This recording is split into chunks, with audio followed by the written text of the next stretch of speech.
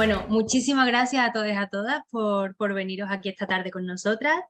Hoy estamos con la segunda sesión de nuestro ciclo de webinars y bueno, sí que igual que el otro día también hicimos, ¿no? Nos gustaría un poquito enmarcar antes el porqué de esta sesión de webinars y el porqué hacer como este ciclo concreto, ¿no? Bueno, pues este ciclo que lo estamos organizando desde aquí de la Federación de Mujeres Progresistas pertenece al proyecto A por Todas. Es un proyecto de sensibilización y concienciación sobre las distintas formas de violencia que sufren las mujeres jóvenes y está financiado por la Secretaría de Estado de Igualdad y contra la Violencia de Género. Este proyecto, como el nombre propio indica, se centra en los numerosos tipos de violencia que pueden sufrir hoy en día las mujeres más jóvenes y con ello, pues claro, no queríamos dejar aparte las distintas intersecciones que concurren en muchas de ellas, ¿no? Hablamos de intersecciones cuando una persona recibe varias vulnerabilidades, ¿no? Confluyen en ella varias vulnerabilidades que suman sus efectos en ella, ¿no? En este caso, pues hablamos de esa intersección de raza-género, y cómo influye la violencia que sufren las mujeres jóvenes, ¿no? En las que esta intersección confluye. Para comentarnos esto y para darnos luz sobre todo esto va a estar con nosotros Zenib Lahari Noune. Zenib es educadora social, es profesora de español, activista feminista y antirracista y además es campeona del mundo de Kempo con la selección española en 2017. O sea, ¿para qué queremos más ya? Bueno, Zenith tiene un amplísimo conocimiento en todo esto que nos va a contar y sobre todo, bueno, por su profesión y también como experiencia propia, ¿no? Porque al final el cómo se ha dedicado a este deporte tan tradicionalmente que puede ser muy masculino, ¿no? Las artes marciales, siendo una mujer joven, racializada, pues, ¿no? Tiene su aquel. Entonces, bueno, nos va a encantar escucharla y que nos cuente un poco todo esto. Sí que quería comentaros un poquito antes de comenzar brevemente el funcionamiento del webinar. Zenib ahora os va a explicar un poco cómo va a hacer ella la presentación. Creo que ella ha preparado también unos bloques temáticos y a través del chat que tenéis ahí podéis hacer todas las preguntas que queráis, las dudas y tal. Y yo y una compañera, mi compañera Nora que está aquí conmigo, vamos a ir recopilando las preguntas para poder pasárselas a ella, ¿vale? Así que, bueno, Zenith, si quieres ya estar con nosotros, bienvenida. Hola, hola a todos, todas, muy buenas tardes. Bueno, pues como bien me han presentado, yo soy Zenib Lahari. Siempre me gusta empezar con una breve presentación mía un poco más personal y lejos de lo académico. Yo soy española, de origen marroquí, nacida en Móstoles, Madrid. Actualmente tengo 28 años. Y bueno, un poco debido a mi trayectoria personal, tanto dentro del mundo académico como deportivo, llevo practicando Kenpo Karate desde los 8 años y actualmente tengo 28, así que 20 años de practicar este deporte. Y pues eso, que tanto en mi trayectoria deportiva como académica he ido sufriendo distintos tipos de discriminación pues por las distintas características que me interseccionan, como es el ser hija de inmigrantes, como es el ser una persona racializada, perteneciente a una religión en España minoritaria, porque además soy musulmana y con el hecho de ser mujer.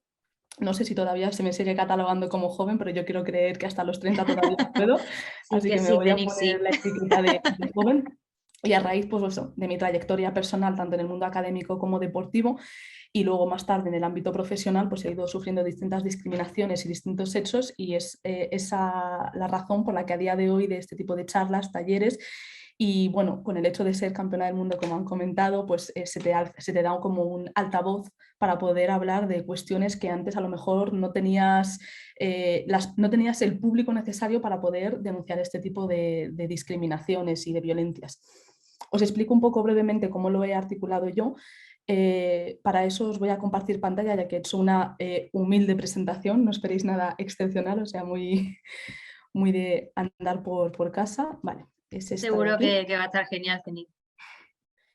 Y lo que he decidido hacer es hacerlo como por bloques temáticos y por distintos espacios en los que las personas migrantes racializadas, porque aquí vamos a hacer unas pequeñas puntualizaciones para quienes no estéis familiarizados con cierta terminología que voy a usar, pues entendáis a qué me refiero. Bueno, pues eso, el título, como se había mencionado antes, es la violencia de género contra mujeres racializadas, pero como la violencia de género me parecía un cupo muy pequeño, he querido ampliarlo a otros tipos de violencias que sufren las mujeres jóvenes racializadas. Para ello lo que he hecho pues, es como una breve explicación de lo que es la terminología básica de lo que voy a usar durante esta presentación para aquellas personas que no sepan qué es el término racializado, racializada, aunque genera mucha polémica dentro de los propios colectivos. Se le ha descrito como una manera de describir a las personas cuya categoría étnico-racial le hace sufrir racismo o algún tipo de discriminación. Se usa en contraposición a lo que sería una persona blanca. Y es por ello que yo, a pesar de ser una persona nacional, es decir, nacida en España, criada y con DNI y pasaporte español, se me considera persona racializada, pues mis rasgos físicos, porque mi origen étnico es norteafricano, del Magreb. Luego también la categoría de migrante, que me parece necesario señalizar, porque que una persona sea racializada no implica inminentemente que sea también una persona migrante, como es mi caso, pero la persona migrante, como dice la RAE, es aquella persona que migra, es decir, que se traslada de un lugar en el que se habitaba inicialmente a otro diferente. Cualquier persona que sufra o atraviese por un proceso migratorio es considerada una persona migrante. Luego ya con el prefijo inmigrante o... perdón, era... sí, perdón, ya con el...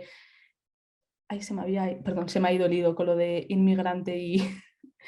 en fin. Y luego No te también preocupes. otra de las cuestiones que quería puntualizar es lo sobre la situación administrativa irregular, porque al final es como otra de las cuestiones que puede atravesar a las mujeres racializadas, en este caso si son personas migrantes, y para quien no lo conozca, pues es la situación en la que se encuentran aquellas personas extranjeras que actualmente están residiendo en España sin tener lo que es la autorización administrativa, es decir, el reconocimiento, que sería en este caso el NIE, al igual que los españoles tenemos DNI, y esto puede darse porque han dejado de cumplir con las condiciones, es decir, venían con un visado o con un permiso de residencia al extranjero y ha terminado su proceso educativo, o porque ha caducado.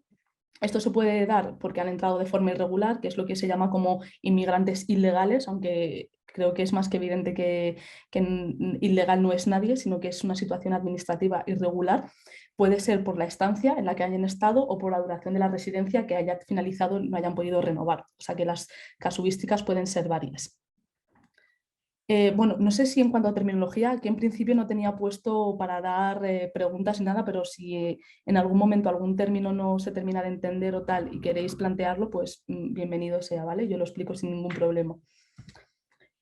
Vale, los distintos espacios en los que yo creo que las personas migrantes o racializadas pueden sufrir distintas violencias, hablo tanto de mi experiencia personal y de las que voy a tratar aquí de forma interseccional, son inicialmente la educación, es decir, como hablamos de personas jóvenes, va de un proceso, es decir, desde lo que sería la infancia, adolescencia, que por lo que he estado viendo en internet, joven se considera entre los 14, 25 años, aunque yo siempre lo alargo hasta los 30.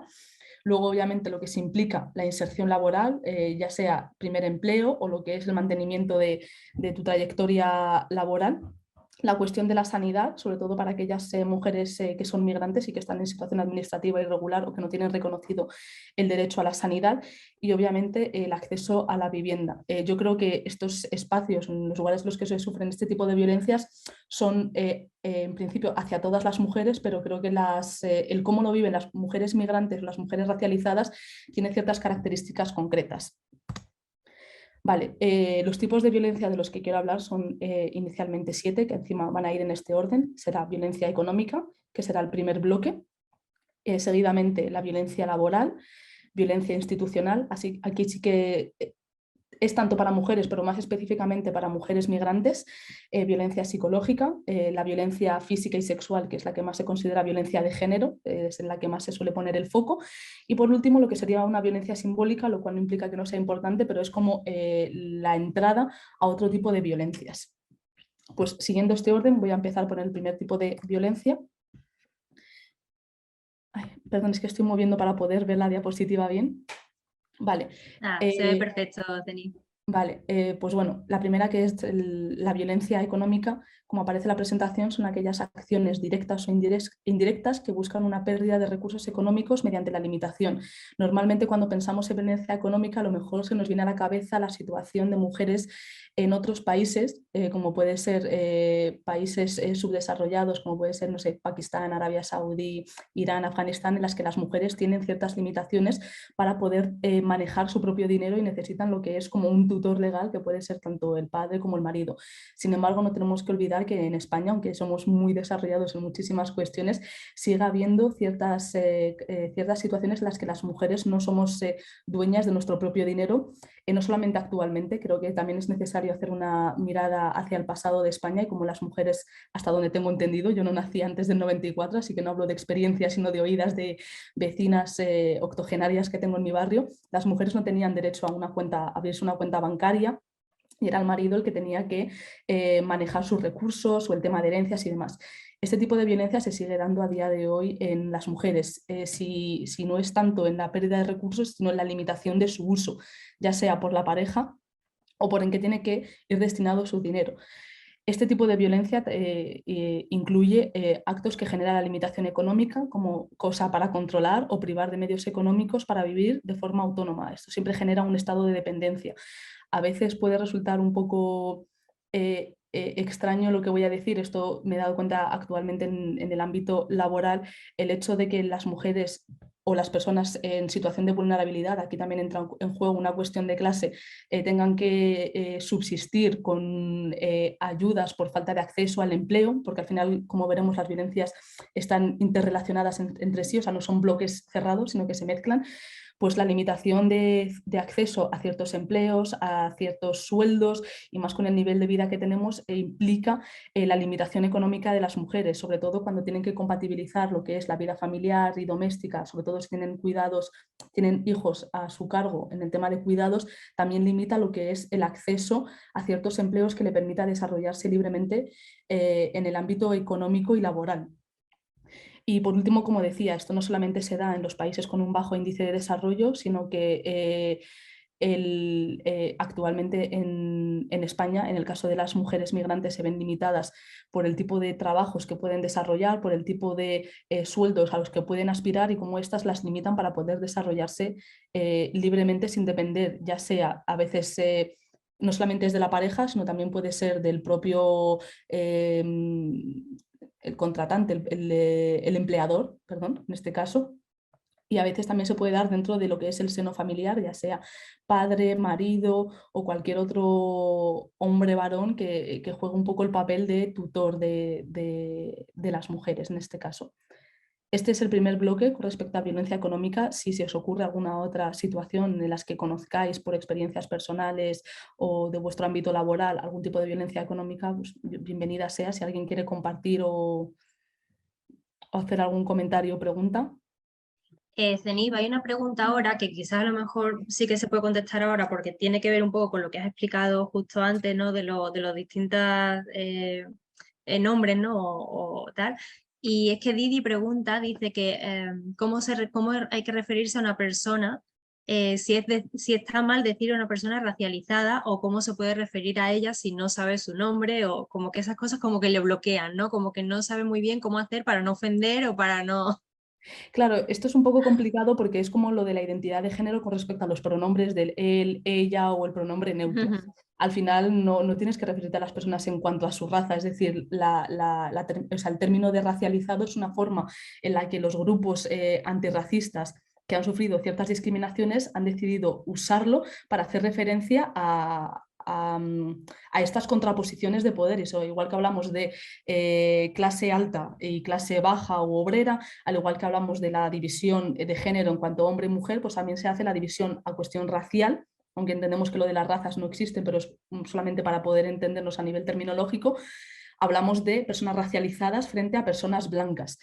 Al final a una persona no tienes que catalogarla únicamente por la cuestión de ser una persona racializada. El referirte a ella, pues si no es con el pronombre, si es con el nombre, al final cuando conoces a una persona es necesario pues, ese intercambio de cómo quieres ser llamada o tratada. Pero obviamente yo no voy por la calle diciendo tú mujer blanca, igual que tampoco querría que me dijesen tú chica racializada o mujer racializada. O sea, es una terminología más a nivel pues, de charlas, talleres o incluso a nivel de estudios, pero no es una forma de referirse a personas de forma directa. No sé si en ese sentido ha quedado claro o no. A ver qué nos digan ahora, yo creo que lo has explicado muy bien. No sé si alguien más tiene alguna pregunta también con esta violencia económica que Zenib estaba explicando o seguimos con lo siguiente.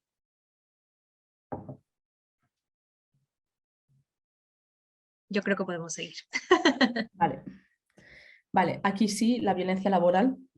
Creo que en esta sí que estamos más acostumbradas a hablar de ella, sobre todo cuando en estos últimos años se ha hablado de el techo de cristal, que es la falta de, o sea, la falta de representatividad de mujeres en altos cargos a nivel empresarial, la banca y en otras instituciones públicas o privadas.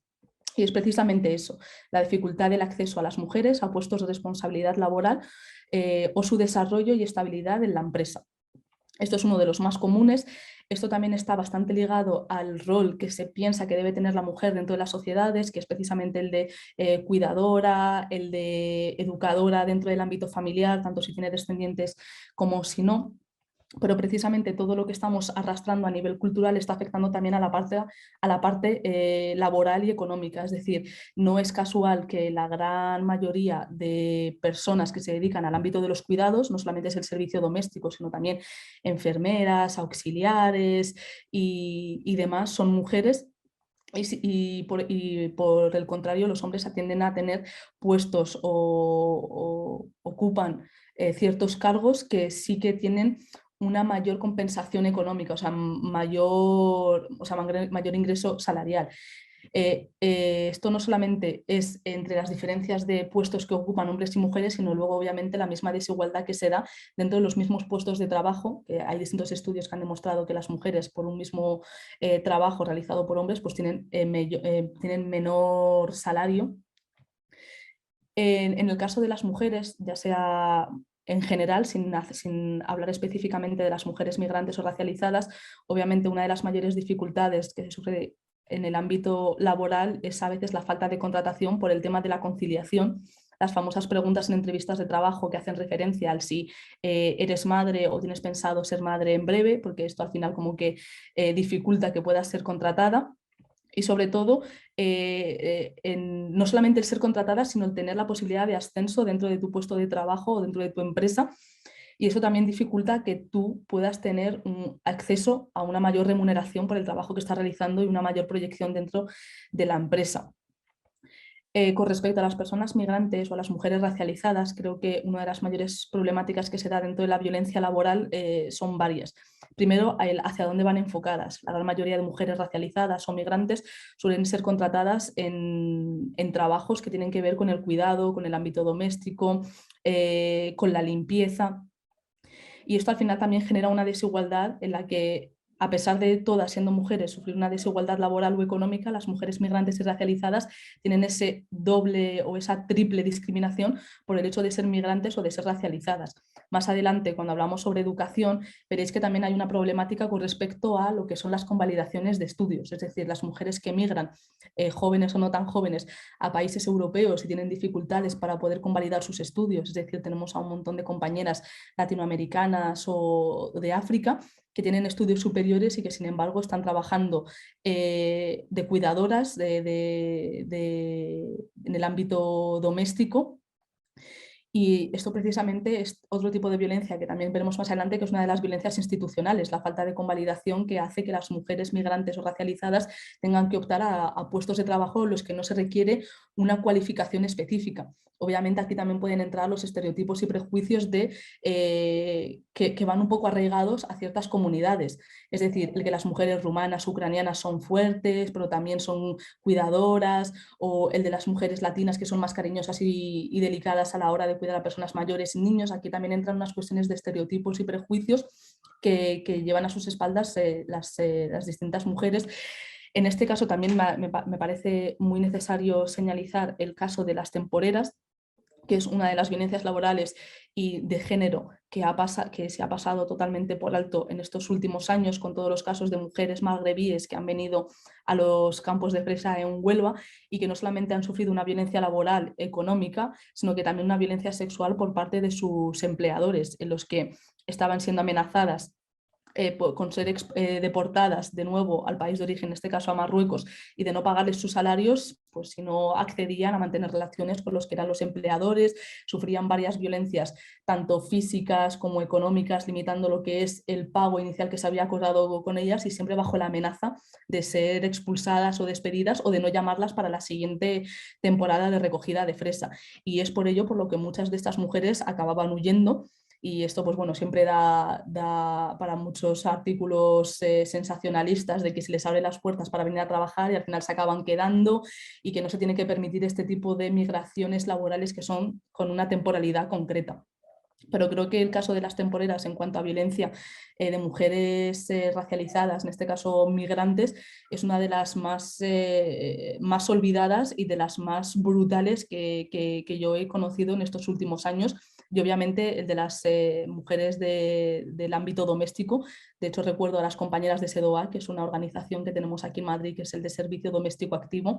Existen un montón de hechos que pasan totalmente desapercibidos, de violencias que sufren la mujer, o sea, ahí sí que son violencias sexuales y agresiones dentro del ámbito laboral por parte de sus empleadores, ya sean hombres casados o no casados, personas mayores que abusan de ellas o que siempre se espera que además de las labores habituales de una mujer del ámbito doméstico, como es el cuidado, la limpieza, la cocina y demás, pues espera de ellas otro tipo de trabajos que ya llegan al ámbito de la violencia sexual e incluso la violencia física hacia ellas y obviamente siempre bajo la amenaza del ser despedida.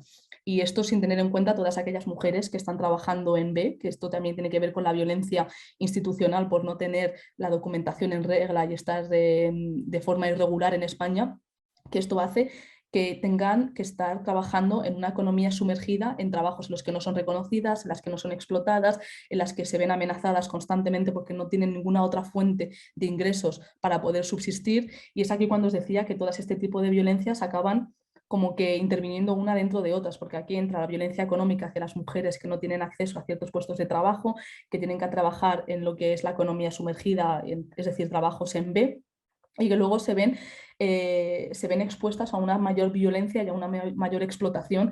Esto en el caso de que no se dé, pues bueno, el trato, o sea, la trata de blancas y cuestiones por el estilo.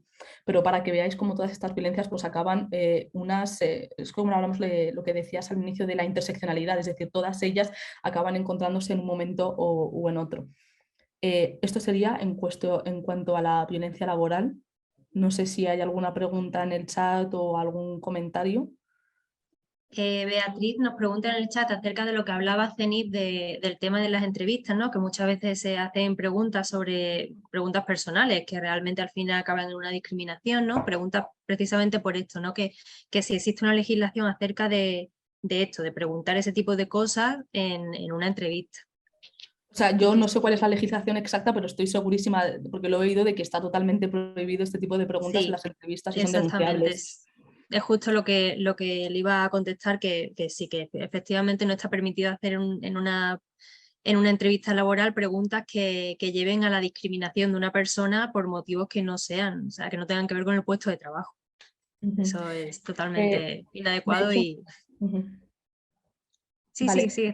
Disculpa, es que justo de hecho estaba recordando que hace un par de semanas en el OBERACSE, que es el Observatorio contra el Racismo y la Xenofobia en España, se presentaron dos informes y uno de ellos era sobre la situación de las personas migrantes en el ámbito laboral y también se dividía por bloques. Era una cuestión también de género, es decir, mujeres u hombres migrantes, y también una cuestión es de edad. Y obviamente quienes siempre acaban mayormente perjudicadas son las mujeres migrantes dentro del ámbito laboral. O sea, cuando hablamos de las distintas discriminaciones, pues obviamente tenemos al hombre blanco, no sabría decir si al hombre racializado después o a la mujer blanca, pero se jugarían entre ambos el segundo o tercer puesto, y luego por debajo de todo pues están las mujeres migrantes, mujeres racializadas. En este tipo. Así que si a alguien le interesa más el ámbito laboral, que sepan que existe ese informe que ha salido nada, hace un par de semanas en el Overaxe, y hay otro sobre educación, que también es muy interesante y además lo localiza en función de la región geográfica en España. O sea, que lo tienes por localización geográfica en España, por género, por edad y por procedencias, porque al final aquí no estamos hablando de las nacionalidades ni del origen étnico de las personas, pero tenemos que entender que las personas migrantes o personas racializadas latinoamericanas siempre tienen una mayor facilidad por una cuestión tan sencilla como es la idiomática, es decir, una persona que habla una misma lengua tiene menos problemáticas para poder integrarse en una sociedad que una persona pues bangladesí, senegalesa o magrebí. O sea que al final esta es otra cuestión que no he mencionado en cuanto a mujeres racializadas o migrantes, pero el origen o la nacionalidad tiene mucho que ver también en este tipo de violencias. No sé si hay algo más o puedo pasar a la siguiente. Sí, Denis, si quieres, ¿cómo se llama el Observatorio de Inmigración? ¿Qué has dicho? El Porque digo, Overaxe. porque No sé, no Overaxe. sé si puedo, Vale, mira, lo pongo, es el Overaxe. De hecho, si queréis, luego os sí, puedo enviar los informes porque los tengo descargados, pero es que ahora mismo me han venido a la cabeza, pero no recuerdo el título. sí. Pero era Es que, informes sobre educación y otro sobre laboral. claro, es que me ha parecido súper interesante y así en el chat pues le voy poniendo a los asistentes lo que has comentado porque es súper interesante. Gracias. Nada. Vale, aquí ya sí que entra la violencia institucional. Puede parecer que la violencia institucional solamente afecta a las personas migrantes por su situación administrativa, pero va mucho más allá. Empiezo leyendo únicamente la definición que os he puesto. Es aquella ejercida por funcionarios o autoridades en la que se dificulta, retrasa o impide el acceso a la vida pública, adhesión a ciertas políticas e incluso dificultades para ejercer sus derechos. Como había mencionado antes, en el caso de las mujeres migrantes, que es el específico de esta charla, obviamente el estar en una situación administrativa irregular dificulta lo que es la vida en sociedad, porque al no tener los papeles en regla no tienes acceso a un sistema sanitario, por lo tanto quedas totalmente excluido. Siempre se habla de que tenemos una sanidad universal y sí que es cierto que cualquier persona que vaya a urgencias va a ser tratada, pero es muy difícil cuando tienes una situación administrativa irregular, por mucho que tengas un empadronamiento, si no tienes concedido el derecho a asistencia sanitaria, no puedes tener asignado un médico de cabecera y no tienes derecho a que se te mediquen pues eso, ciertos medicamentos ni a que tengas una continuidad ante un proceso médico. Es decir, solamente puedes ir de urgencia en caso de que te pase algo concreto. Pero a diferencia de nosotros, que estamos de forma regular y con nuestro DNI en España tenemos acceso para poder pedir citas, aunque bueno, tal como se está desmantelando la sanidad, tardemos 2 o 3 semanas en conseguirla, pero sí que tenemos la posibilidad de tener un médico, un enfermero o un pediatra para los que tenemos hijos, de tener eso, un especialista médico asignado y poder hacer un seguimiento con respecto a cualquier dolencia médica que tengamos. Además, como ya había comentado antes, en el tema laboral y económico, la falta de reconocimiento de títulos que precariza lo que es la situación de todas aquellas mujeres migrantes que a pesar de tener mm, títulos universitarios o másteres, doctorados incluso, se ven obligadas a tener que trabajar en sectores de los que no están especializadas y los que también la retribución económica que consiguen es mucho menor que el que tendrían con la titulación que tienen de sus países de origen. Aquí una de las cuestiones clave, y recomiendo en este caso mucho a una compañera que es Safia, que se la conoce en redes sociales como hija de inmigrantes, el tema de los funcionarios, sobre todo a la hora de renovaciones de NIES, los permisos de residencia o cualquier tipo de subsidio o ayuda. El trato que tienen las mujeres migrantes es realmente, o sea, para mí me parece totalmente escandaloso, pero es algo que se desconoce. Y gracias, pues bueno, a hija de inmigrantes se conoce un poco cuál es la realidad. Una de las cuestiones que también afecta no solamente a las mujeres migrantes, sino a todas las personas migrantes en general, es el no tener acceso ni derecho al voto. Al final, incluso estando de forma regular en España, se contribuye a lo que es la economía del Estado o de la nación en la que se habita, pero no se tiene derecho a elegir a los representantes que tiene. Y es otra forma de limitar el que no se hagan realmente políticas antirracistas y que vayan en favor o al menos en pro de proteger los derechos de las personas migrantes. Eh, otra de la, otro de los ejemplos de violencia institucional que también ha sido muy sonado últimamente son dos. En el caso de las citas para las renovaciones de NIES, que se ha visto como ha habido incluso un tráfico de citas en las que se han llegado a vender algunas por 500 euros y obviamente todos aquellos trámites de acceso a nacionalidad. Se sabe que hay, bueno, no recuerdo más exactamente el caso, pero más de 200.000 casos en lista de espera de nacionalidad pendiente, o sea, de expedientes de solicitud de nacionalidad española y que están totalmente olvidados y que requieren un gasto económico con abogados y con recursos que son brutales para aquellas personas migrantes y en concreto para las mujeres migrantes. En el caso de las mujeres racializadas, siempre el que menciono específicamente a nivel institucional es el trato en el que se reciben las escuelas. Cuando digo institucional hablo siempre de escuelas públicas, siempre cuento anécdotas porque no quiero decir, no quiero llamarlas traumas, aunque debería llamarlas así, que sufrí en la escuela, tanto en el colegio como en el instituto, y que desgraciadamente no son cosas aisladas, sino que a medida que he estado dando charlas en distintas zonas geográficas en España, incluso en Europa, he visto que se han repetido en numerosas ocasiones. En el caso de las jóvenes racializadas, aquí sí que es mucho más específico el constantemente victimizarlas e infravalorarlas. Existe una cosa que estudié cuando hacía el máster de formación del profesorado, que es la teoría del déficit, y viene a decir que las personas que vienen de orígenes étnicos nacionales del sur global, específicamente, tienen como unas taras que deben ser pues compensadas. De ahí todas las políticas educativas de compensatoria, de desdobles y demás, y concretamente suelen ir siempre enfocadas hacia las personas racializadas o migrantes, porque aquí no hace distinción, es decir, el hecho de que tengas DNI o tengas NIE es indistinto para el sistema educativo, ya que se considera que el entorno en el que creces y en el que vives por tu familia y por tu cultura es negativo, es una tara, solamente te dificulta el avance y es necesario prescindir totalmente de él. Y en este caso siempre cuento, como yo en cuarto de la ESO, mis profesoras les recomendaron a mis padres que hiciese un FPB de hostelería o de cocina o de peluquería, porque es para lo que servimos principalmente las mujeres. Y obviamente no puedo olvidar el comentario de, bueno, igualmente os casáis muy jóvenes, así que lo mismo ni es necesario que siga estudiando. Y esto que yo llamo anécdota, aunque se decía que debería ser trauma, no es un hecho aislado, porque un montón de compañeras, sobre todo marroquíes, me comentaban que pasaban exactamente por lo mismo, ya sea en Huelva, en Málaga, en Barcelona o en A Coruña. Y al final esto es otra de las violencias institucionales que, como decía inicialmente, todas están interrelacionadas, también acaba afectando a qué proyecciones laborales puedes tener. Obviamente también repercute a qué clase de vivienda puedes acceder, en qué clase de barrios, y al final así es como vemos como las personas migrantes o racializadas acaban socializando y habitando los espacios similares, pero no porque deseen habitarlos, sino porque realmente sus recursos económicos no les permiten salir de ciertos espacios.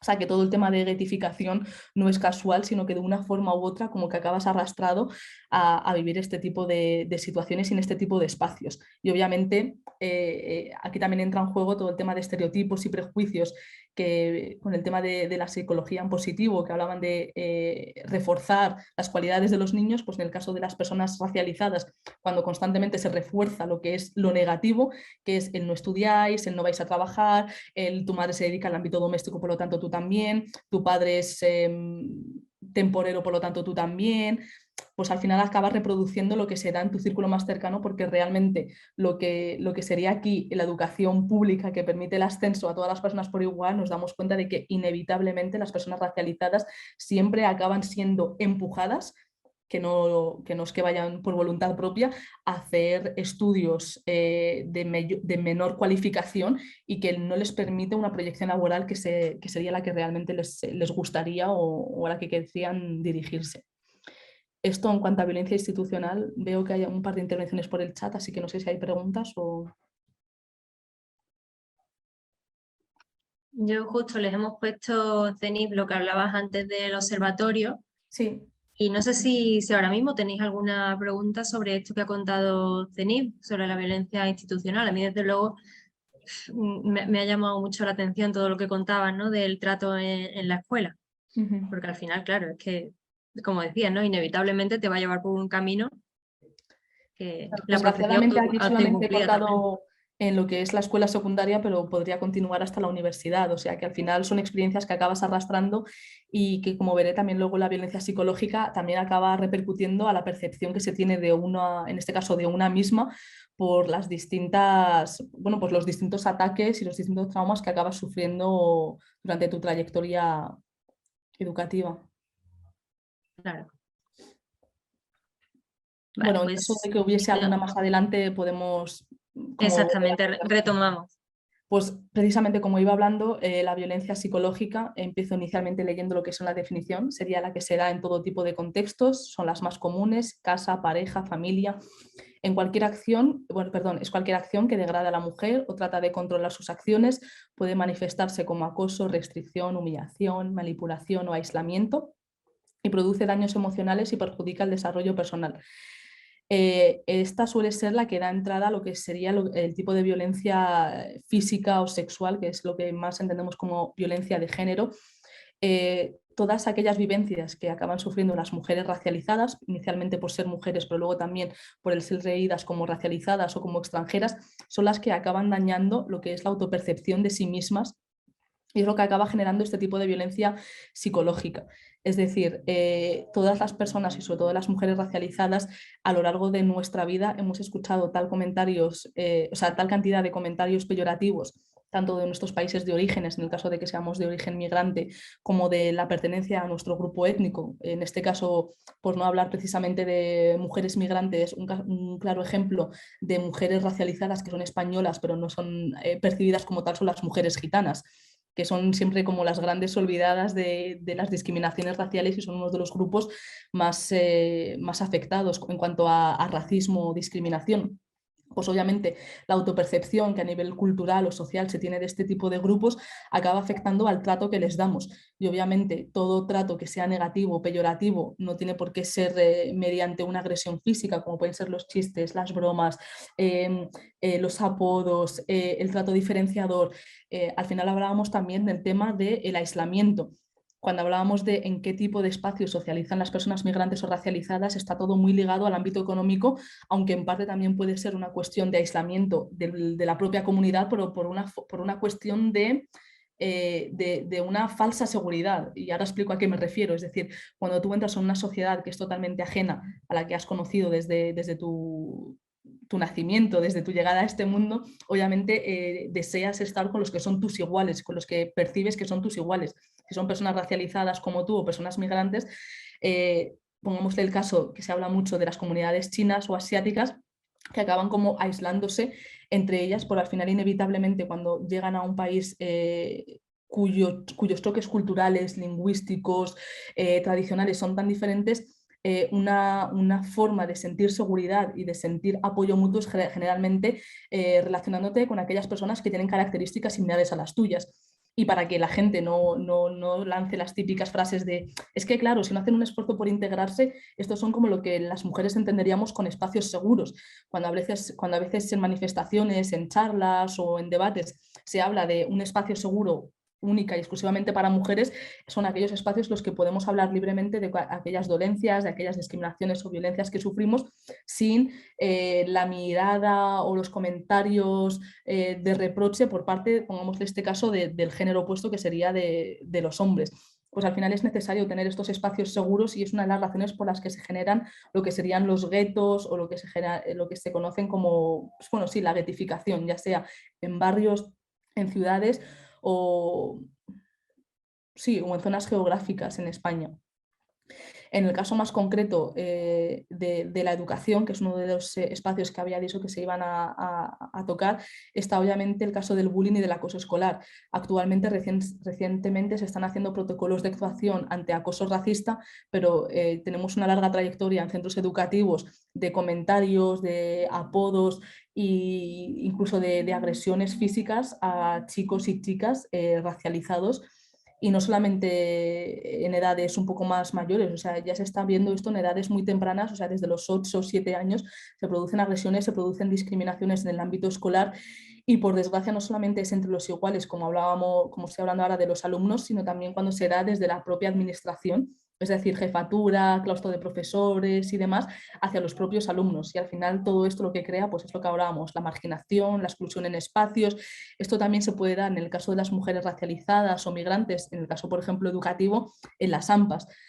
No sé si de los participantes o de los asistentes sois o no sois padres y participáis de forma activa o no en las AMPAs de los coles de vuestros niños, pero generalmente se suele ver que hay muy poca participación de personas migrantes o racializadas porque realmente no se les habilita esos espacios.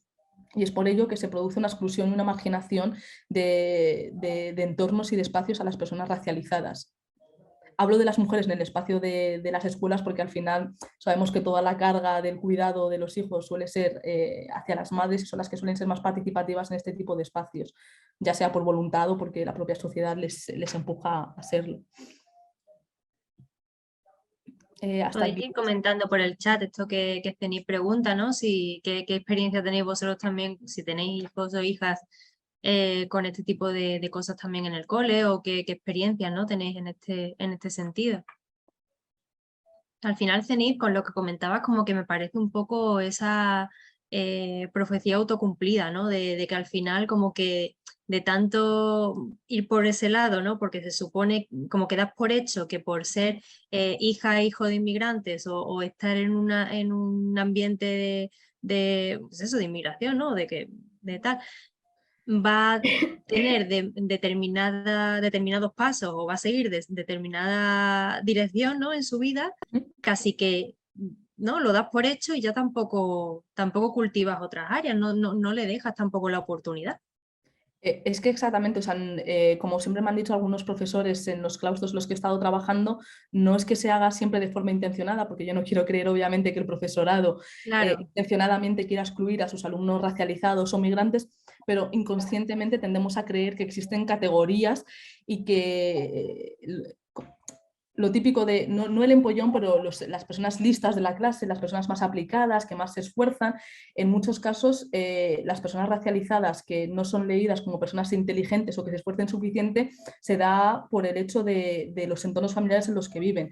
Creo que en el caso, por ejemplo, de la educación, que es el que más conozco, cuando los padres tienen jornadas laborales intensivas de 12, incluso a veces de 14 horas, tienen varios hijos y siempre se da, porque esto en España también ocurría, que los hermanos mayores tienen que hacer cargo de los hermanos pequeños y obviamente también un poco del cuidado de la casa, es decir, de alimentar, de limpiar y demás, pues esto al final es una carga añadida que tienen algunos jóvenes y sobre todo algunas jóvenes que otros alumnos no tienen por las circunstancias. Es decir, cuando tú tienes unos padres, pongámosle que son funcionarios o que tienen un horario de empresa que es de 9 de la mañana a 5 de la tarde, tienes un horario cerrado en el que cumples tu jornada, pero cuando eres, por ejemplo, asistente o sea, estás trabajando en el ámbito doméstico, estás de interna, estás trabajando de temporera o de temporero en un espacio diferente y tienes jornadas intensivas, también implica que tienes poca conciliación familiar en el caso de que tengas hijos y esto también dificulta en cómo va a ser su desarrollo.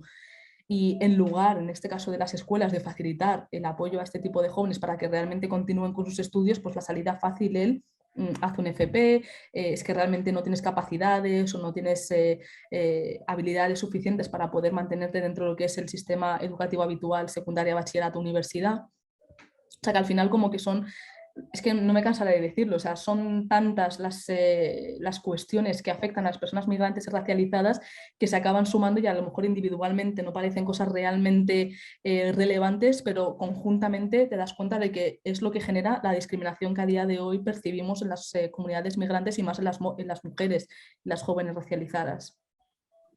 Pues sí. Justo Zenib estaba leyendo algo que ha puesto una de las asistentes, que es algo como de lo que tú estabas precisamente hablando, ¿no? Del tema de la inclusión de de las personas inmigrantes o racializadas en los colegios y en ese proceso también educativo.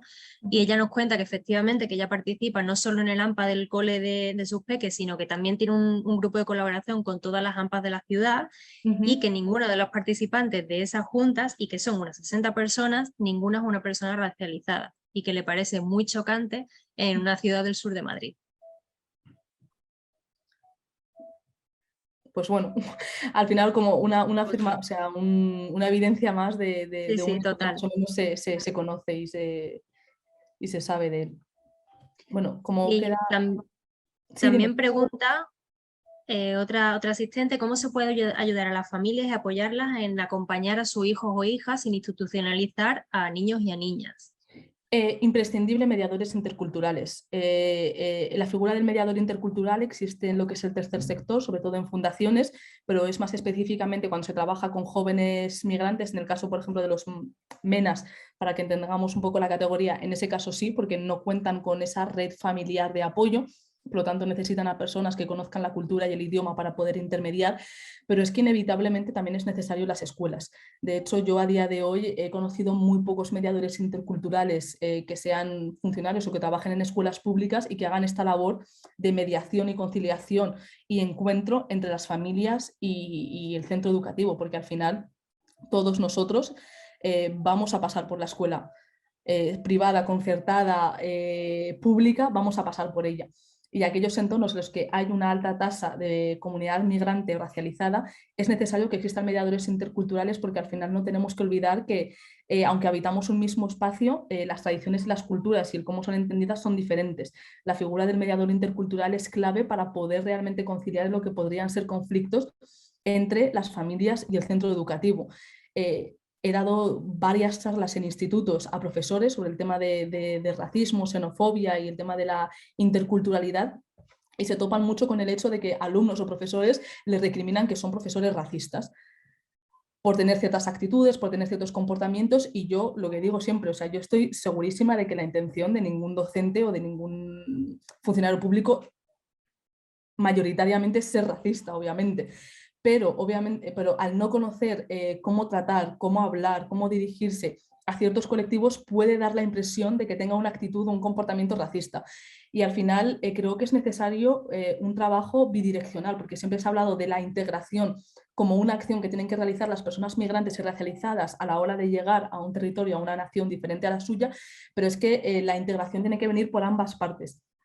Y al igual que comentaba con anterioridad, que no todas las comunidades migrantes o racializadas requieren de la misma mediación, pero hay algunas en concreto que sí, porque tienen mayores diferencias. Es decir, cuando tienes problemas idiomáticos, culturales, religiosos, costumbres, los choques van a ser más y es necesario que existan ese tipo de figuras de mediadores interculturales. Yo creo que respondida la, la pregunta perfectamente. ¿Alguien más te recuerda también por el chat que hace 6 años en Baeza se propusieron que entraran personas diversas en las juntas de los AMPA y aún no lo han conseguido? Lo dice Lucía Bailén. Ay, sí, Lucía, la conozco. Sí. Bueno, pues si no hay más preguntas sobre esto, yo creo que también puedes continuar, Jenny. Vale. Bueno, ya más de lo que conocemos como violencia de género, sí que está la violencia física. Como definición breve, aunque todos creo que las conocemos, es cualquier acción que provoca daños o sufrimiento físico y afecta la integridad de las personas, hematomas, heridas, quemaduras y demás. En el caso más concreto de las personas migrantes y racializadas, cada vez tenemos muchos más casos, no solamente de ciberacoso, que se está dando en toda la adolescencia y que es una problemática que todavía no se sabe cómo solventarla, sino agresiones físicas, como es el caso del bullying y el acoso escolar racista concretamente. De hecho, recuerdo un caso aquí en España, perdón, aquí en Madrid, que sentó como un precedente jurídico, sí, fue el caso de una alumna afroespañola, que era, no quiero recordar que era de padre dominicano, mi madre española, que sufría acoso racista en el colegio, y cómo al final la escuela intentó culpabilizar a la madre por no saber tratar lo que es el problema identitario, cultural o nacional de la alumna. Y finalmente la mujer, o sea, la madre, ganó el caso al colegio, y esto es un precedente a la hora de hablar de acoso racista en las escuelas, porque siempre se ha pasado por alto y siempre se ha intentado culpabilizar, esto pasa siempre con el tema del bullying, a las propias víctimas, y se espera que sean ellos los que produzcan el cambio a la hora de cambiar de escuela o de centro, pero poco se ha hablado de los protocolos de actuación que tiene que tener el centro hacia las personas que tienen comentarios, actitudes racistas y lo que es ya violencia racista. En este caso, con respecto a mujeres racializadas, también uno de los que se produce, aunque creamos que poco frecuente, pero con mucha frecuencia, son las agresiones racistas islamófobas. Es decir, cuando hablamos de violencia física que no sea dentro del propio seno familiar o de la pareja, en el caso de las mujeres racializadas o mujeres migrantes, una de las agresiones que más se da hacia este tipo de mujeres son aquellas que son leídas como racializadas. En el caso de las mujeres hijabis, es decir, aquellas mujeres que portan el velo islámico o el hijab, se dan muchos casos de agresiones físicas en la calle. Y, y no solamente, o sea, principalmente se conocen mazas que se producen en Francia porque es un estado tremendamente islamófobo, pero actualmente en España se están dando cada vez más agresiones islamófobas a mujeres en las que se les intenta obligar a quitar el velo. Recuerdo que hace unos años, un poco antes de la pandemia, a una compañera en Ciudad Universitaria, en la Complutense, sufrió también un acoso, perdón, una agresión racista islamófoba, y es que es, en fin, es complicado. Estaba también recordando el caso de los atentados de Atocha, del 11S, porque esta es una de las cuestiones de las que poco se habla, de cuando se producen este tipo de actos que al final nos afecta a todos, es que todos, personas musulmanas o no musulmanas en este caso, vivimos en un mismo espacio y cualquier tipo de atentado nos afecta a todos por igual. Sin embargo, se habla muy poco de cómo se produce una doble discriminación hacia las personas musulmanas, que somos igualmente vulnerables a sufrir cualquier tipo de atentado, ya sea por ejemplo el de París o ya sea el de Atocha, yo uso, la Renfe, las cercanías constantemente y podría ser también víctima de este tipo de actos, y luego toda la repercusión mediática, política y social que sufren las personas que son asociadas a ese tipo de colectivos. En el caso de las mujeres es mucho más fácil identificarlas, porque en el caso de la islamofobia hay un rasgo distintivo más allá de las características físicas, que es el cómo van vestidas, en este caso con el hijab. Pero se dan muchísimos casos de islamofobia, de hecho crece mucho la islamofobia cada vez que se da un acto terrorista, como puede ser el de Barcelona en las Ramblas, como puede ser el de Atocha, como puede ser el de Charlie Hebdo, y al final es otra forma de alimentar más el odio. Bueno, esto con respecto, porque es que dentro de la violencia física tampoco se, bueno, respecto a la violencia física también mencionar, aunque ya lo he hecho antes, pero es que no me gusta repetirme tanto, en el ámbito doméstico, perdón, en el ámbito laboral, aquellas mujeres que también sufren de agresiones sexuales y físicas por sus propios empleadores, pero como esto ya lo he mencionado, no quiero estar constantemente repitiendo los mismos ejemplos.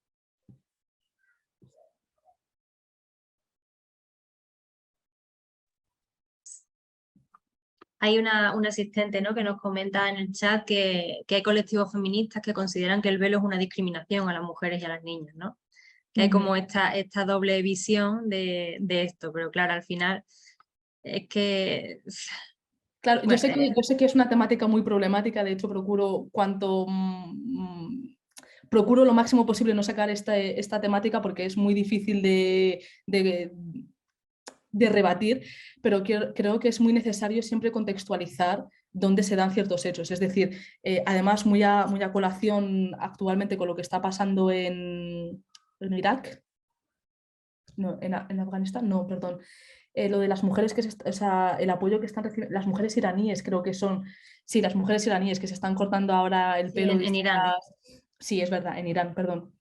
Pues al igual que hay esta oleada de apoyo hacia las mujeres iraníes porque no se legisle sobre el uso del velo en espacios públicos o privados, es necesario entender que la misma violencia física, o sea, sobre los cuerpos de las mujeres en este caso, se ejerce en Francia al prohibir su uso, sobre todo cuando es una elección personal, porque por mucho que se repita y reitere que es una cuestión cultural y que es una forma de dominación del hombre hacia la mujer por dominar su cuerpo,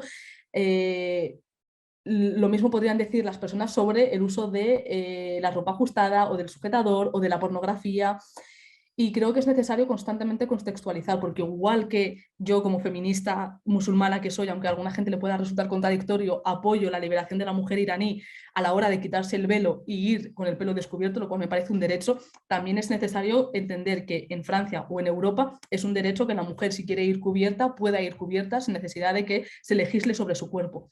La problemática es no entender que los contextos son diferentes y que es igual de machista y discriminatorio hacia la mujer prohibirlo en Francia que obligar a usarlo en Irán o Afganistán o Arabia Saudí o en cualquier país que pueda ser de mayoría musulmana en este caso. O sea que creo que es muy necesario contextualizar para entender esto, porque igual que hay casos de mujeres que son obligadas a llevarlas, hay una gran inmensa mayoría de mujeres que lo llevan por voluntad propia.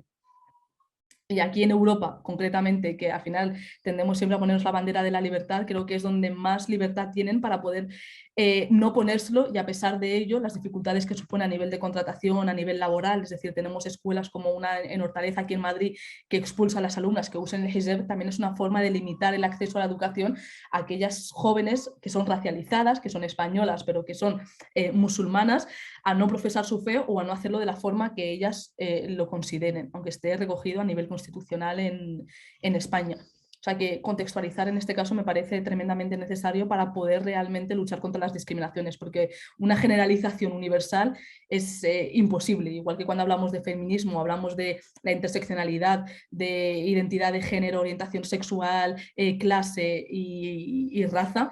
En las cuestiones también del velo, por ejemplo, de la religión, es necesario contextualizar para realmente entender la problemática y defenderla. Gracias, Denis, porque creo que ha quedado súper claro. No sé si quieres continuar, porque no sé cómo te ves tú también de tiempo y tal. Sí, yo por mi parte, o sea, de hecho, vale, sí, quedan solamente dos, que es la violencia sexual, al igual que con las otras, leo la definición, es toda acción que viola el derecho de la mujer a decidir sobre su sexualidad, abarca cualquier forma de control sexual, no se limita únicamente a forzar a una mujer, o sea, puede ser cualquier tipo de acoso, explotación, abuso o intimidación. Al igual que hablo sobre las mujeres racializadas en las discriminaciones que sufren o las violencias dentro de un contexto europeo, español, también es necesario en cuanto a las violencias sexual el caso de las mujeres forzadas a matrimonio. Es decir, también en España se está dando casos que esto refuerza más el racismo que algunos medios y algunos políticos tienen de mujeres de nacionalidad española, pero de origen étnico o nacional diferente, como puede ser Bangladesh o Marruecos o algún otro país del sur global, que son forzadas bueno, que son obligadas a matrimonios forzados, y que esto obviamente también alimenta lo que es el racismo hacia ciertas comunidades. El que no hable de ello concretamente no significa ni que lo oculte ni que desconozca de su existencia, simplemente que prefiero centrarlo en las discriminaciones que sufren a nivel nacional, porque creo que es lo que más es lo que más puede ser interesante o necesario para los asistentes. En este caso sí que es necesario, tal como comentaban, Afroféminas, que es un colectivo de mujeres afrodescendientes sobre todo latinoamericanas. Una de las puntualizaciones que hacen con respecto a la violencia sexual, perdón, es la fetichización de las mujeres racializadas.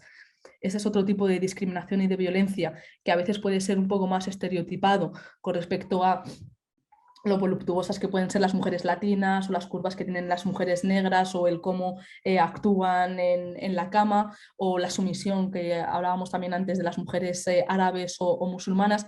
Ese es otro tipo de violencia sexual que sufren las mujeres racializadas aquí en España y que se suele también pasar por alto. Obviamente una de las que son más conocidas a nivel de violencia sexual es la trata de mujeres migrantes racializadas. De hecho, se ha visto como con el tema de Ucrania y demás, también ha habido un montón de mujeres que han sido víctimas de explotación sexual y que son traídas a otros países, o sea, no solamente a España, con la esperanza de un futuro mejor, y que acaban siendo víctimas de trata de blancas. El tema de la violencia sexual, personalmente, o sea, no quiero meterme mucho, es muy complicado porque sé de algunos colectivos migrantes y racializados que defienden el tema de la prostitución, y bueno, me parece un tema tremendamente complicado que no voy a tratar ni en el que me voy a meter, o sea, igual que con el hijab y tal, un poquito sí, pero en esto sí que absolutamente no, porque no tengo ninguna opinión férrea al respecto. Pero existen distintas, pero creo que es necesario saberlo, que hay distintos colectivos de mujeres migrantes o mujeres racializadas y de disidencias sexuales, sobre todo, que suelen formar parte de ambos colectivos, apoyan el tema de la legalización de la prostitución en España. Y pues bueno, hay otra variante, no sé si más conservadora o no sé cómo catalogarla ni nombrarla, que precisamente lo que intenta es la abolición de la prostitución como cualquier forma de explotación hacia la mujer. Sí que es cierto que la precariedad a la que se ven las mujeres en muchas ocasiones puede obligarlas a ejercer, en este caso, la prostitución, y esto sí que conlleva que sean víctimas de violencia sexual, pero me parece que es una problemática bastante difícil de tratar, y que al final ninguna parte de la sociedad o sea, la totalidad de la sociedad no va a estar conforme con ninguna decisión, ni tanto con la legalización, ni tanto con la abolición de la prostitución en España.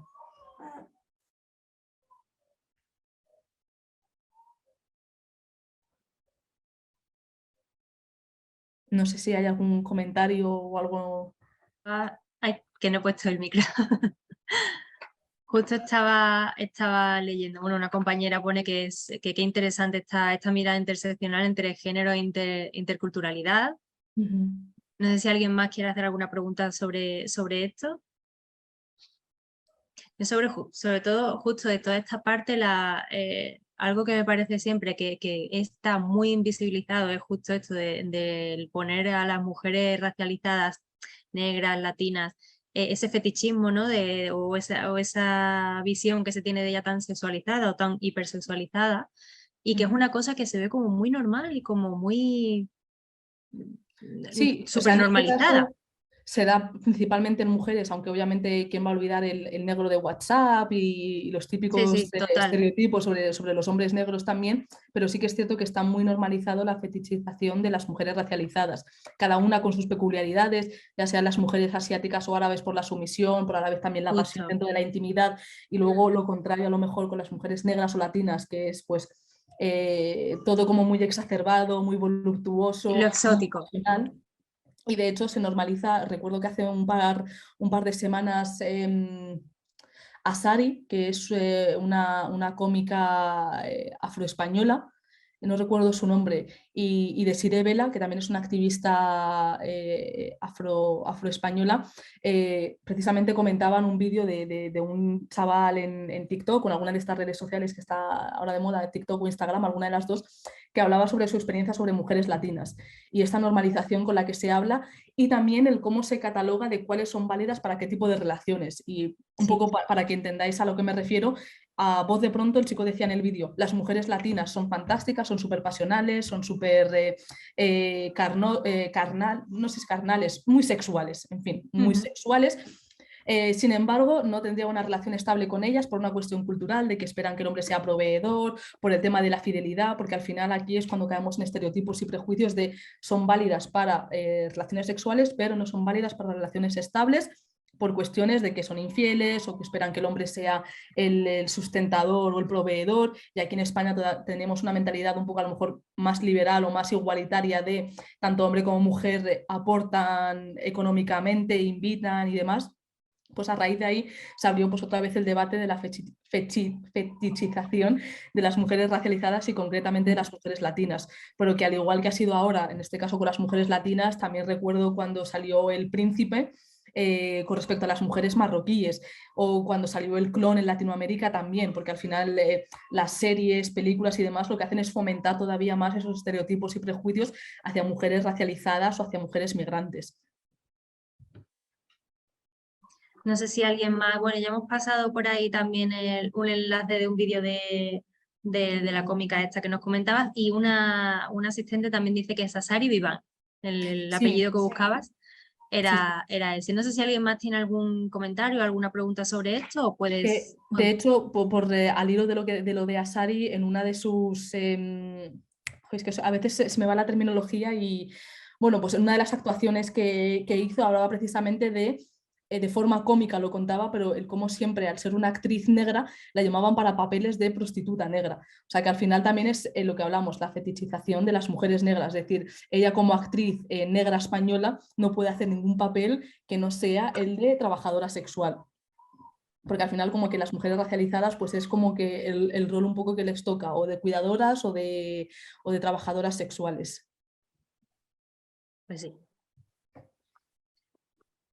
Pues nada, Ceni, si quieres ya Ahora, continuar. sí, lo que es la violencia simbólica, que esta sí que es la que se pasa más desapercibida, porque esto es como lo de el racismo simbólico, que es un poco encubierto, pues son aquellas que recoge estereotipos, mensajes, valores o signos que transmiten y favorecen la desigualdad, el machismo y la discriminación.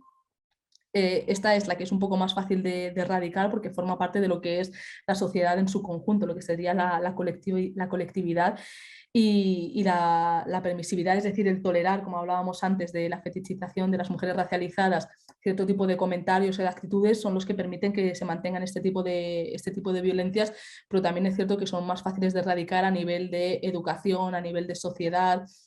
Eh, en este caso se ponen mucho los ejemplos de el chiste o los valores que son tradicionalmente aceptados y que son los que dificultan el cambio en las sociedades de acogida en el caso de las personas migrantes. Cuando hablábamos más concretamente sobre el racismo simbólico, es aquel que justifica el rechazo a los migrantes por lo que se ha hablado inicialmente, por una cuestión idiomática, por una cuestión cultural, tradicional, religiosa. Eh, Esta, bueno, al igual que también es fácil erradicar, también tiene cierta conservación porque permite catalogar mejor a las personas. Es decir, cuando hablamos de estereotipos y prejuicios, inevitablemente tendemos a catalogar a las personas en función de las características que tengan. Y al igual que decía que inicialmente pueden ser también las más fáciles de erradicar, son las que más fácilmente se propagan, es decir, los estereotipos referidos a las personas asiáticas con respecto a que son aisladas o que son muy estudiosas, con respecto a las, no sé, estoy intentando pensar algún otro ejemplo estereotipado o prejuicioso. En el caso, por ejemplo, de las comunidades gitanas, que se ha hablado de ella en algún momento, pero no de forma muy, muy específica, en algún momento concreto. El rol que tienen las personas gitanas dentro de la sociedad, estereotipos como el tema del chabolismo, ¿cómo se llama este que se dedica? De la chatarra, pues al final es como una forma de intentar catalogar a las distintas personas que son migrantes o racializadas y a veces pueden ser las más difíciles. Es que es un poco contradictorio porque al igual que al inicio he dicho que son fáciles de erradicar porque forma parte de la colectividad, también son las más fáciles de propagar porque a medida que se generaliza es fácil catalogar a una persona que pertenece a un colectivo como una persona que reproduce lo que forma parte de ese colectivo. Al igual que hablamos de las mujeres, por ejemplo, musulmanas o magrebíes, el tema de la sumisión, el tema de culturalmente son, provienen de culturas machistas y demás, son fáciles de mantener y de promover por cuestiones cinematográficas, por cuestiones políticas, por cuestiones culturales que se han ido reproduciendo en nuestras sociedades.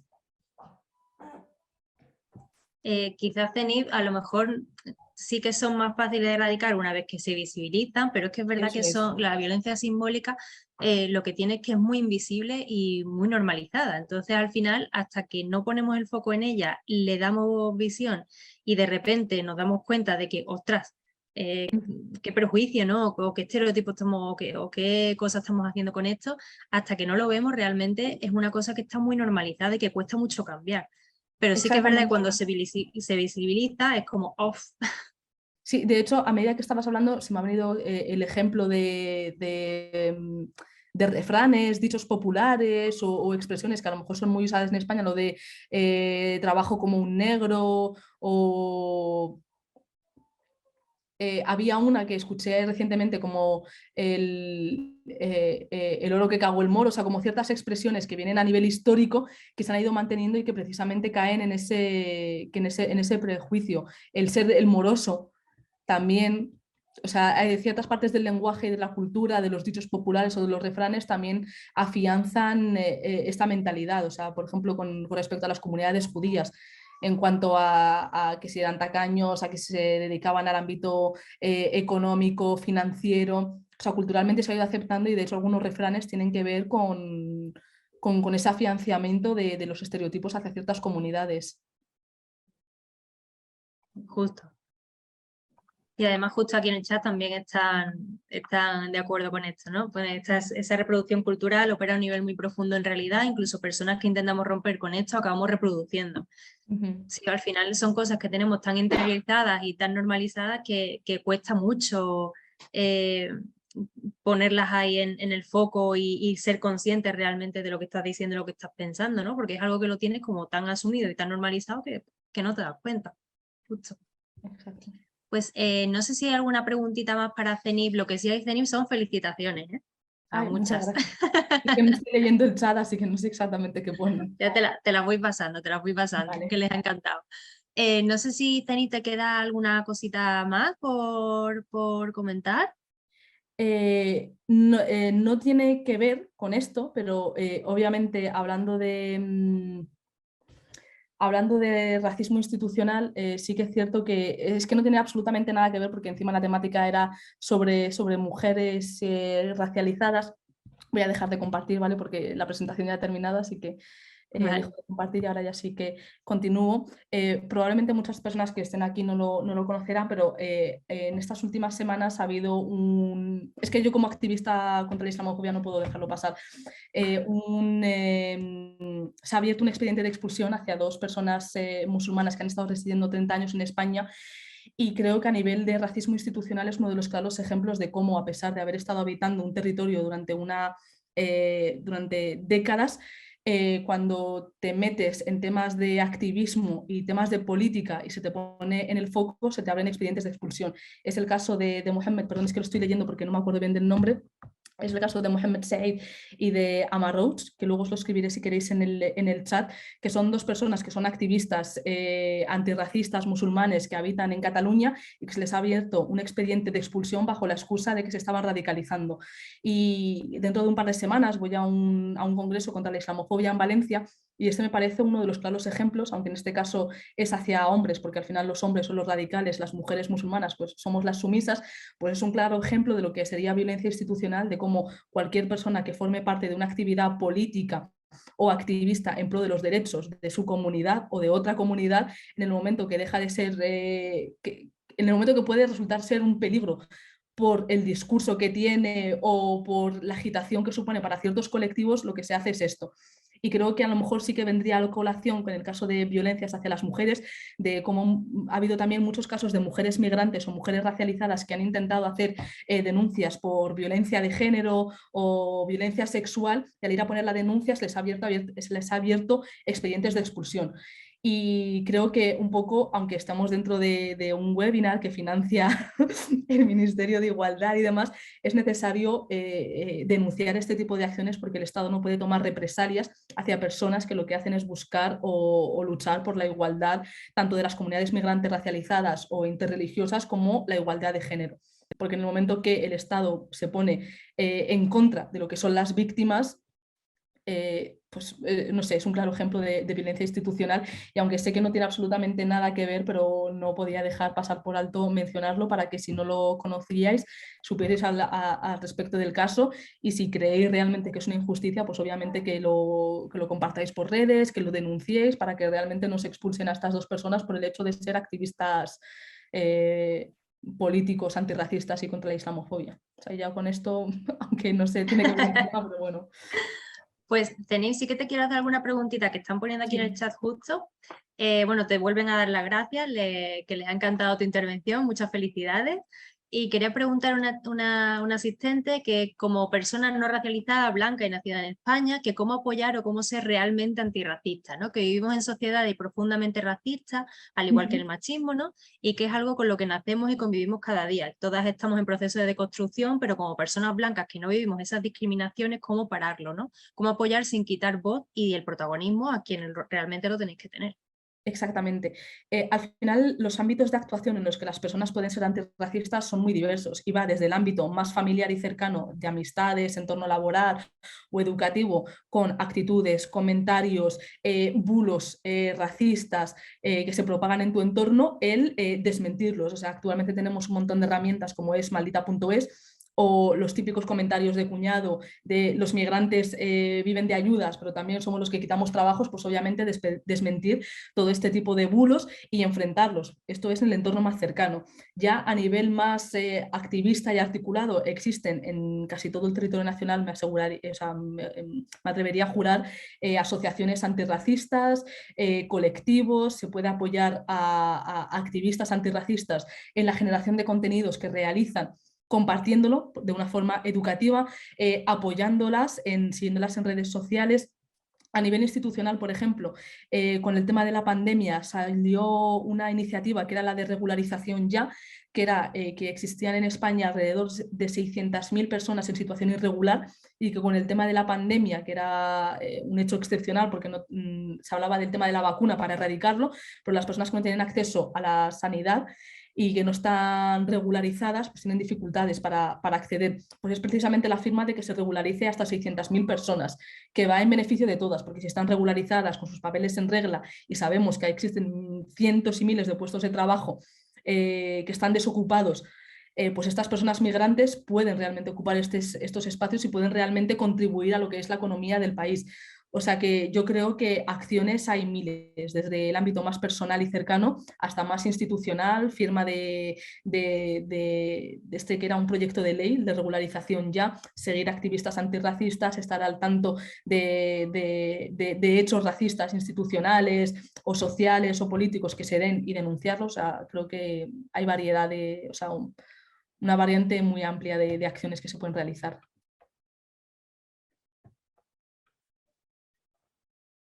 Estás silenciada. Gracias, Denis. Que siguen en el chat con con muchas felicitaciones a tu trabajo, a la exposición que has hecho, que eres fantástica, que eres un referente para las hijas de Lucía Bailén, que es muy interesante, muy bien explicado todo. Y Javier también indica, ¿no?, que tenemos mucho trabajo por delante y que ha calado mucho el discurso xenófobo a través de algún altavoz político, ¿no? Pero, pues sí. Bueno, me gustaría solamente cerrar que como mensaje positivo, porque al final parece todo esto como muy negativo, es que hay racismo, hay discriminación y encima la violencia de género y tal. Personalmente sí que tengo una percepción de que se está produciendo un desarrollo que es inevitable, o sea, ya no es porque los colectivos antirracistas hagan un trabajo por erradicar este tipo de discursos y de acciones, pero inevitablemente al vivir, perdón, en una sociedad intercultural, se están produciendo ciertos cambios y uno de los mejores ejemplos, no sé si le conoceréis o no, pero el Morat, o sea, Morat, que es un artista catalán marroquí o hispano-catalán marroquí, pues ha sido uno de los artistas españoles más escuchados en Spotify y en otras redes sociales. Pues al final, lo que digo, inevitablemente vamos a tener a ciertos referentes que van a ocupar ciertos espacios y que van a venir a desmontar la idea de la España blanca europea. Porque actualmente sabemos que España es diversa, pero no lo es actualmente. Lo lleva siendo durante siglos, con los visigodos, con los judíos, con los gitanos, con los musulmanes, con los griegos, con los romanos, con los cartagineses, es decir, ha sido un punto de paso por el Mediterráneo entre África y Europa, tal como la conocemos hoy.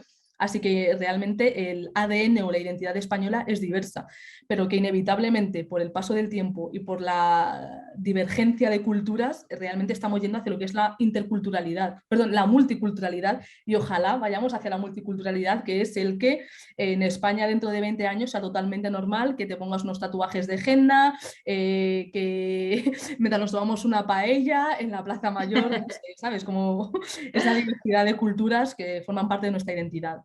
Y que nos enriquece tanto, en realidad. Exactamente. Pues, Zenith, yo te dejo ya aquí que te puedas desconectar, que ya te hemos exprimido muchísimo esta tarde. Te damos las gracias a todos y todas los que estamos aquí, tanto desde la Federación de Mujeres Progresistas como todas y todas las asistentes que se han conectado, porque realmente ha sido fantástico escucharte, ha sido maravilloso. Y nada, yo ahora me voy a quedar un segundito con los asistentes para contarles algo del siguiente webinar que tenemos. Espera, que estamos aquí.